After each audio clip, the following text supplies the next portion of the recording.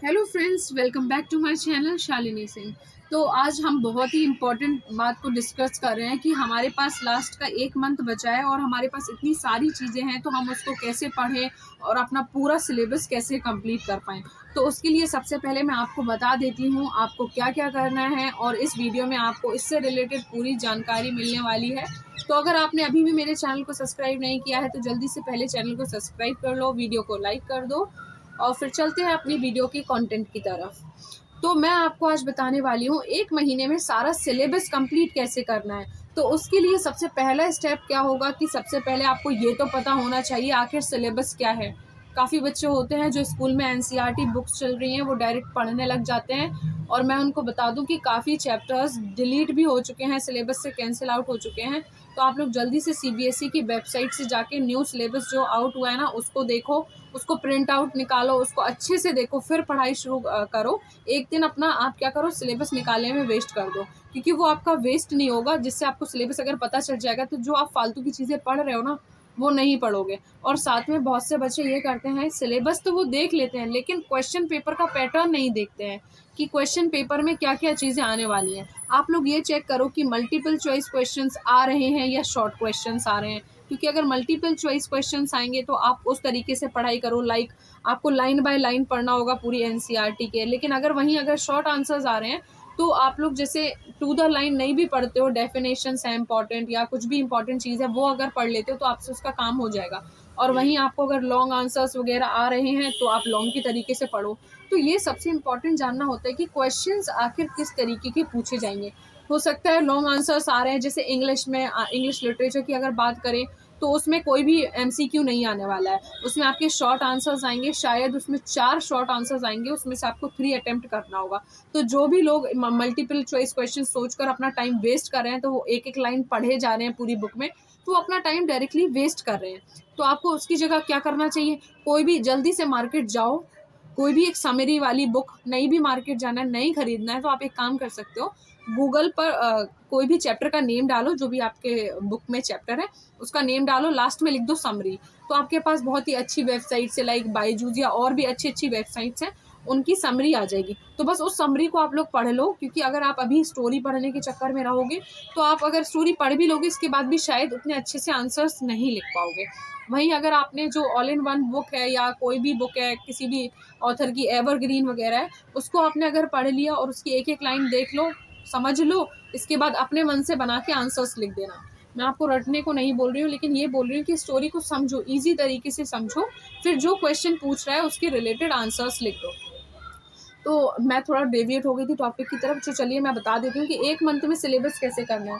तो 1 मंथ में सिलेबस के लिए सबसे पहले सिलेबस निकालो, फिर ये देखो कि क्वेश्चन पेपर में आखिर आता क्या है, तो वो कहाँ से जानोगे आप। तो वो लोग कैसा क्वेश्चन पेपर आता है तो उसके लिए आपको क्या करना होगा, 10 ईयर उठाना होगा। अब लेकिन जैसे कि ये 2023 में आपके क्वेश्चन मतलब पेपर होने वाले हैं, तो अभी जो 2022 में हुए थे वो सारे ऑब्जेक्टिव बेस्ड हुए थे और साथ में टर्म 1 और टर्म 2 से रिलेटेड हुए थे।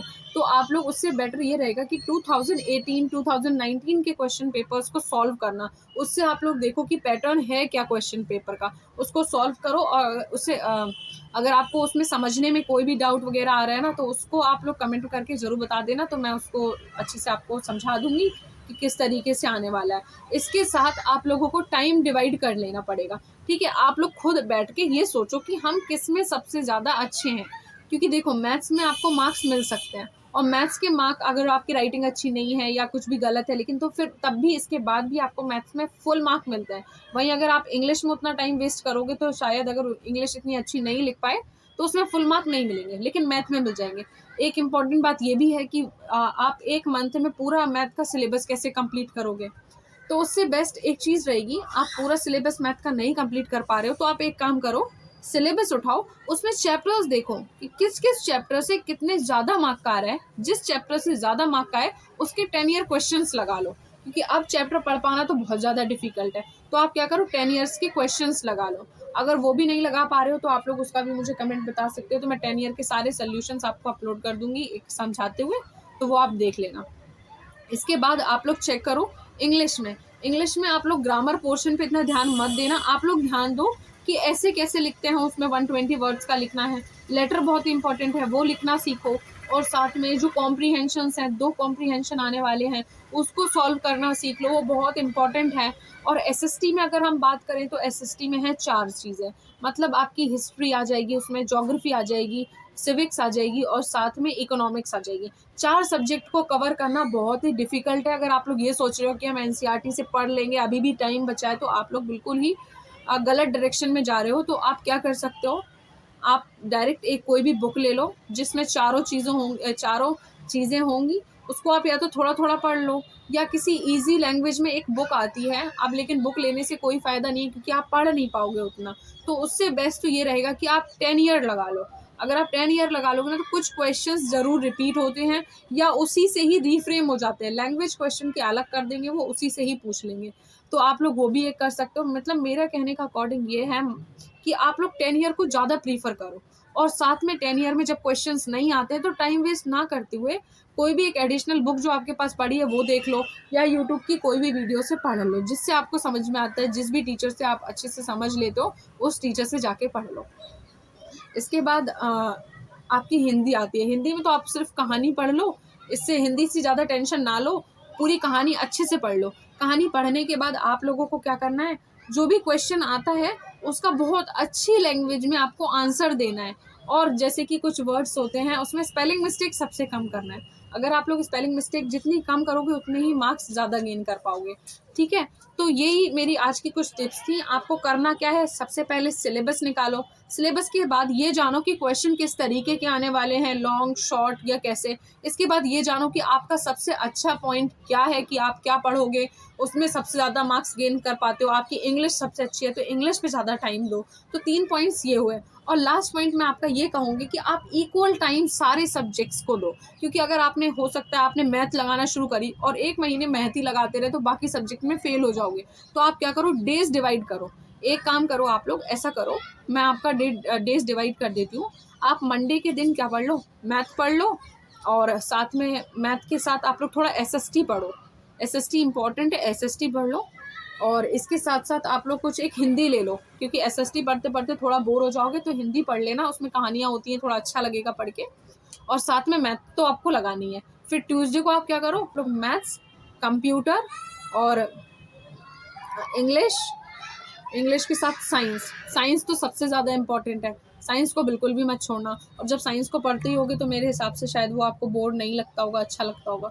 तो मंडे के दिन ये पढ़ लेना और ट्यूसडे के दिन वो पढ़ लेना। अब इसके बाद ये जो टाइम टेबल मैंने आपको बताया, मंडे मैं एक बार फिर से रिपीट कर देती हूँ, शायद थोड़ा कन्फ्यूज़ हो गई थी मैं, तो मैं आपको क्लियर कर दूँ। मंडे के दिन आपको पढ़ना है एसएसटी, मैथ्स और थर्ड सब्जेक्ट आपका रहेगा हिंदी। ट्यूसडे के दिन आपको करना है इंग्लिश, कंप्यूटर्स और साइंस। ठीक है, और मैथ्स। 4 सब्जेक्ट हो गए उसके लिए।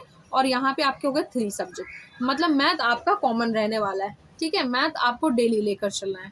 अगर आपका कंप्यूटर्स का पेपर होता है तो आप कंप्यूटर कर लेना। ठीक है, इस तरीके से आप रोज एक सब्जेक्ट, मतलब मंडे वाला टाइम टेबल, फिर ट्यूसडे वाला, फिर मंडे वाला फिर लाइए, फिर ट्यूसडे वाला, ऐसे करके आप लोग अपना सिलेबस कंप्लीट कर लेना। और अगर आपको तब भी कोई डाउट आ रहा है तो फिर आप लोग मुझे बता सकते हो, तो फिर मैं आपको सॉल्व करा दूंगी। Bye bye friends.